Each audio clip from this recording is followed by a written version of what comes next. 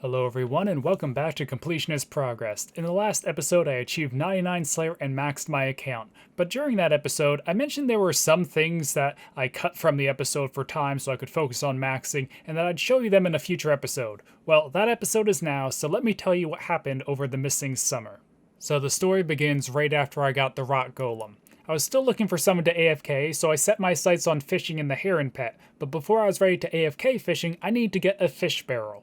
So I did some temporals to try and get the fish barrel, and I got up to 200 permits and had no luck. So I ended up going to 100 kills, which now has, 277 permits. So between all the stuff I have done and these, I should at least average the rate for the tackle box and fish barrel, so hopefully I can get both. And I should also get enough spirit flakes to recover the outfit. So yeah, let me start looting that, and I'll probably just cut to the end, because it's going to take several minutes even if it's sped up. Well, it had me worried there for a bit because I got down to like the last 80 or so permits before I actually got the fish barrel, but hey, I did manage to get the fish barrel, and that is the only item I really cared that much about right now. I'm sure I'll be back here in the future to, grind out a lot of the other stuff here, like the tackle box, the tome, the fish, and probably the pet. But yeah, I also do have enough spirit flakes now to recover the angler outfit, but I actually like how the classic angler looks better, so since I don't need the benefit of spirit angler, the rope for temporals anytime soon, I'll probably stick to this till I'm ready to go grind out more fishing trawler. But yeah, now I can at least go and AFK some fishing. And AFK fish is exactly what I did. I spent the next several months at Wands and gained 10 million fishing experience, bringing me to 24.2 mil total experience, but I didn't get the heron.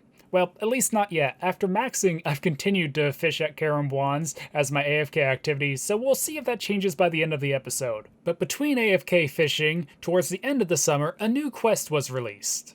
Well, I just got up a bit ago, and Desert Treasure 2 has been out for a few hours. So yeah, let's see how well this quest goes, mostly blind, and I'll probably look at guides if needed. But first, I forgot to do this mini quest, so yeah, let's knock that out real quick, and then see how easy Desert Treasure 2 is. I was so enthralled by the end of the quest that I forgot to record on the quest completed screen like I usually try to do, but there is Desert Treasure 2, The Fallen Empire completed. And yeah, it took me the better part of the day, probably like 7 or 8 hours. I know it took some breaks during it because it was taking so long. But yeah, it was a pretty fun quest. I really enjoyed it, and now I might try to see if I can fight some of those bosses. Unfortunately, the rewards aren't the best at the moment anyway, mainly just the ring and the ability to fight the bosses. So hopefully I can maybe snag a rare drop off a boss and make a bunch of money. Otherwise, I might want to wait and see how strategies form, because I will say during the quest some of those bosses gave me a lot of trouble, and I'm not sure how up to I'll be fighting them post-quest. But I don't know, might be worth trying a few. Well, I ended up trying out Duke Sucellus, and yeah, I'm starting to get the hang of it. My kills are pretty slow, as you can see here, though I did get a pretty good one of, 2.5 minutes, although I have had a few deaths as well, as you can see. But I don't know, it's a pretty easy boss, and I probably will keep farming it. I really would love to get a unique, but I did get one unique so far, which is the frozen tablet just now, and that will let me teleport back here, which should make future kills a little quicker. So I just used the teleport and wanted to show real quick, because yeah, this is really useful, because it teleports right here. Yep, right around here. And the boss I was fighting, Duke, is right through there. But right down here is Muspah. So this is not only good for fighting the new boss, it'd also be really helpful for farming more Muspah in the future. So yeah, really happy to get this one. Well, it's about time, I say, not knowing any of the drop rates, but it really feels like I should have had a drop much sooner than now. So I'm at kill count 149, and I finally got my first unique since the tablet, which is Ice Quartz. It's the gem used to upgrade the Ancient Scepter to the Ice version with 10% more chance to land a freeze, which, is pretty good. It's one of the items I definitely wanted to get from here, but still, looking at my collection log, it really feels like I should have had something else by now. I don't know, maybe it just was a roll on the ring. So we'll see, but I'm probably going to keep killing this boss for a bit longer, though now that I got the Ice Quartz, I might not stay until I get unique if I keep going dry. Well, I wasn't able to get the recorder up before Duke woke up again, but yeah, there's my first Awakener's Orb at 154. I feel like it might be tied to doing perfect kills or something like that, and I messed up enough kills that maybe that's why I haven't got one sooner. But hey, I'm at least glad to get one now. They're still going for like 2 mil, it seems. So yeah, definitely going to sell this and make the money, because I'm not ready for the Awakened bosses yet. And hopefully this is, the turning point in my RNG, and maybe I'll get a bit better luck in kills to come. Well, it seems my luck at the Duke is finally turning around. There is a chromium ingot on kill count 162. This is my first unique off the unique table, and another one for the collection log as well. Obviously, I would have preferred getting a Virtus piece because they're worth like, 20 to 50 mil instead of like 1 mil. But hey, I can't complain that much. A unique's a unique and it's still more money. And for all I know, maybe I have rolled more uniques like a part of the ring piece or something like that. But hey, my luck seems to be improving here, so I'm going to keep at it. Figured I'd try a different angle this time so you're not always looking at the door, but there's my second Awakener's Orb at 213 kill count. I'm not sure if I'll record a clip for every one of these orbs because I think they are supposed to be more common anyway, but hey, it's a good bit of money right now. Well, excuse all my ugly tile markers I left on, but there is a Virtus robe top. This is really awesome to get for two reasons. One, it's the most expensive thing I could get from here aside from the ring. It's the most valuable piece of Virtus. I think it is around the 56 mil it says there. And two, I am really underrated. Apparently the chance to roll any piece of Virtus is around 1 in 800 it seems based on crowdsourcing data. So, yeah, the fact I not only got a piece of Virtus, but it's the most valuable one at 330 kill count is pretty phenomenal. So, yeah, definitely really happy to see this. This is the kind of big money drop I was hoping for. Granted, I was hoping it would be worth like hundreds of mils and not 56 mil, but still a nice payday. So, yeah, looking forward to going to sell this, and I don't know how much more Duke I'm going to kill after this. I still would like to see if I could go for a ring, but that's going to be like 800 kill count total, so I don't know, this might be a nice stopping point. Okay, I'd like to apologize for ever complaining about being dry at Duke. I just got the Magus Vestige at 359 KC. This is the thing you need to make the ring. The ring that goes for like 100 mil right now. And this is coming not only a few kill count after the Virtus robe top, but the same day as the Virtus robe top. And we still don't know the official drop rates, but it's speculated the Vestige is around 1 in 864. That's all 3 rolls of it. So, yeah, I think I got a little lucky. So let me go make the ring and see how much I get for it. Okay, so I looked into how you make the ring, and I think I need to talk to Pier the Seer to learn how to do this. So I can break that down for the Seer icon, but I don't think I can put them together. Yeah, so I need to talk to him, and I think this might be the same for all the rings. Yeah, help me combining some items. What items?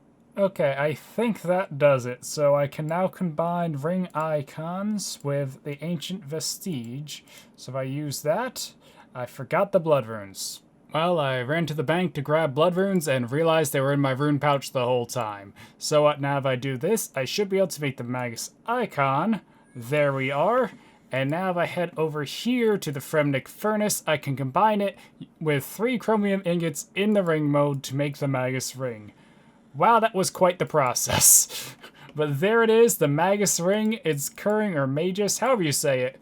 But it's going for a lot more than that. I think it's still around 100 mil. So, yeah, I would kind of like to keep it, but it only gives, I say only, it gives 2% magic damage, and since I don't have a shadow, I don't think it's really worth just having 2% with a Sang Staff, even though it might help us, or would help with the Whisper and some other content I'd like to do. But I don't know, since it might not guarantee a max, I think it's much better to sell it while it's still worth a lot, because it's probably going to drop a lot more. And after a few very stressful minutes of waiting, I managed to sell it for 135 mil, minus a bit because of tax. So, that is quite the cash stack I was not expecting to have now. But as you might notice down here, I have an Inquisitor place skirt, and that's because after I sold the Virtus top earlier, I decided I kind of wanted to buy Inquisitor, just because, well, I have the mace already, and it just looks so good. I know I don't have a ton of places to use it, but it looks nice. So I think I might use this money to buy the other pieces of Inquisitor, and after that, I don't know. I still don't have just the Shard, because I did sell it a while back to buy something, and I never bothered buy it back, so I might do that. Or maybe I could go for Dragon Claws instead. I don't know, a lot of things to consider. Even a Void Wake or something I could use now. So I had to weigh my options. I could even sell back the plate skirt if there's something else I really want to go for. But yeah, I mean, I was hoping to get this kind of money. I've been talking about it all release about hoping to get a big drop and get hundreds of mils. But can't say I expected it to actually happen this way.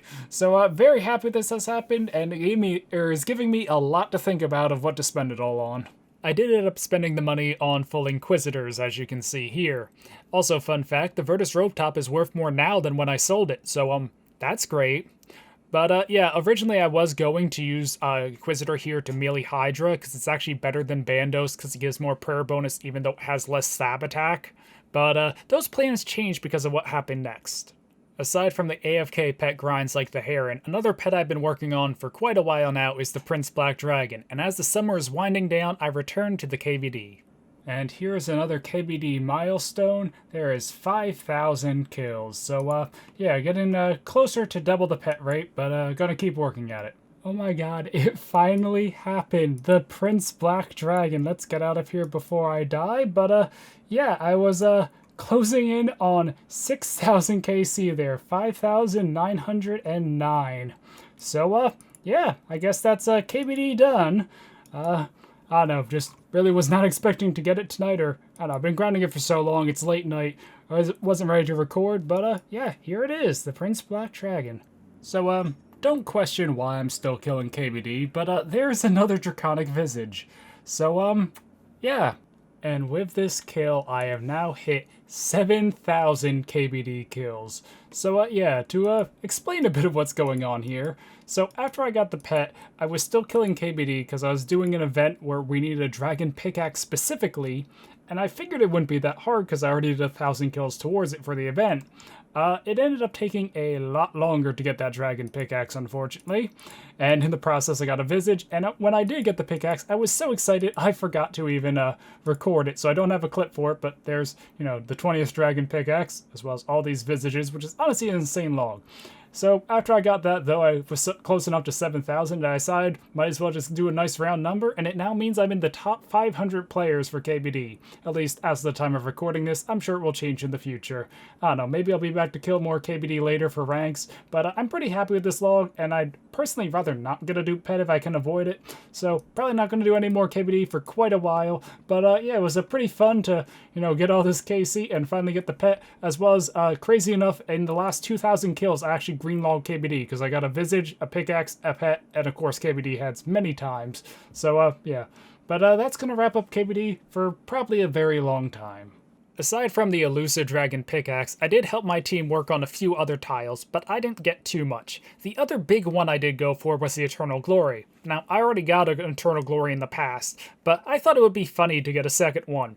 The thing I didn't realize at the time is that these days, it's a profit loss to charge glories, so unless I got the Eternal Glory, I'd end up losing millions. And, well, I did end up pulling a second glory. So, yeah, I actually got a little lucky. I think it was around 10,000 glories charged. But, yeah, a second glory in the collection log, and this time I don't think I'm going to be selling it, even though it is worth like 90 mil these days. But there was one other boss I did work on at the end of the bingo.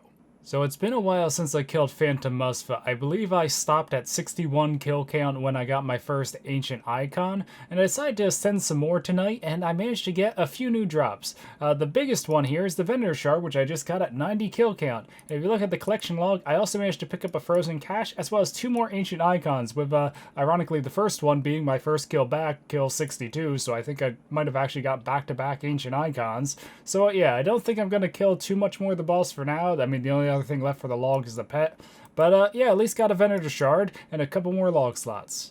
Just a few hours after that Venator Shard, the bingo would end, and after the scores were tallied, my team ended up winning first place, earning each of us like 130 mil. As for what I spent my share on, that's right, I used the money to finally get those dragon claws I've been talking about for ages. I also had enough money that I was able to upgrade my Armadillo into Missouri, which I'd go on to use at Hydra, bringing us a nicely full circle back to last episode.